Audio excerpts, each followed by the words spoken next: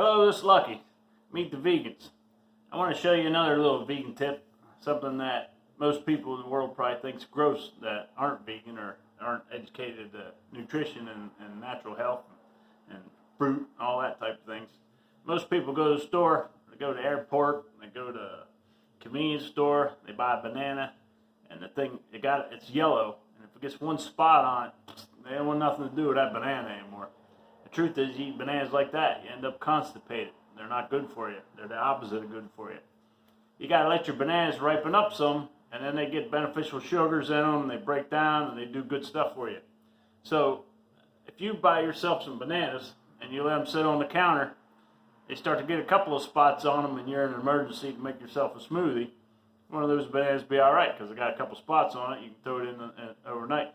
But what I do is, if I got a bunch of bananas and only got one or two spots on them, I just put one banana, two bananas in the refrigerator overnight, and then they freeze up. And then the next day, I'll let the next bananas sit there all day, and then before I go to bed that night, maybe I'll throw all the bananas in there.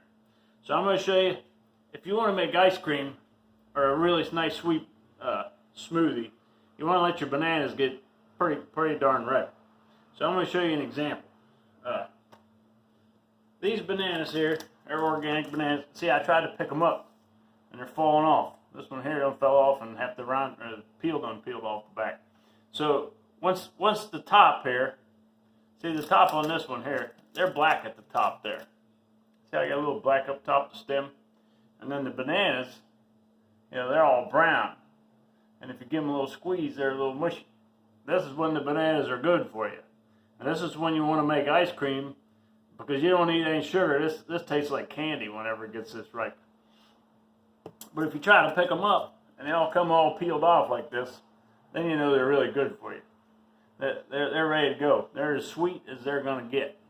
So if these bananas were sitting on the counter at a convenience store, nobody would buy them because they would think they were gross. And I'll tell you what, these bananas at this point, they're almost soft enough that I wouldn't want to peel one and eat it either because it's mushy. So when you take these apart, they'll stick to your fingers and get all kind of gooey. I'll show you here. I'll do one. This one here, you just peel it off a little bit. All these pieces are all gooey. Like, it's all buttery. It's like banana butter is what it looks like. What I do, I peel them off here. I break the little tip bit off. Got the little black piece on the bottom. I don't really like that.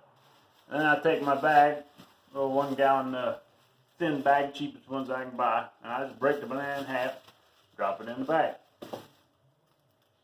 Now I got banana butter on my finger here just from these bananas are so ripe that they've fallen apart on me.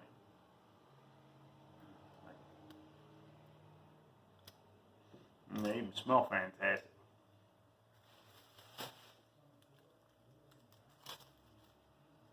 Now I like to take my banana peels outside someplace, throw them in a bush, throw them in the trees, or throw them somewhere. I don't know if my groundhogs eat them. I don't know.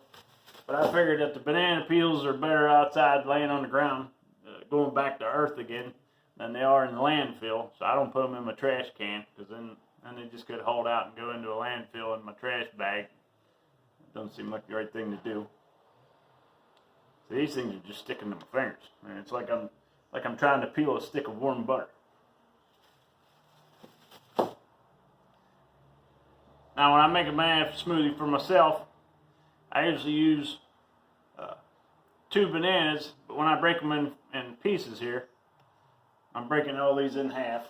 It just makes them easier to go through your blender when you're breaking them in half.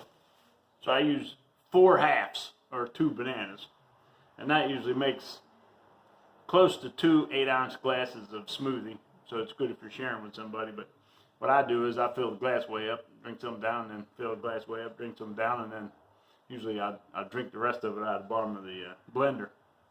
But I also like to use a mason jar, a big mason jar, because you can put a lot more in there. So now I got to take and I got to peel the little, see, they put these little pieces of plastic over the top of the organic bananas. Oh, I wanted to tell you this. Here, you see these are black. This is the stem of the banana. It's black. And then the bananas are all brown dotted like this.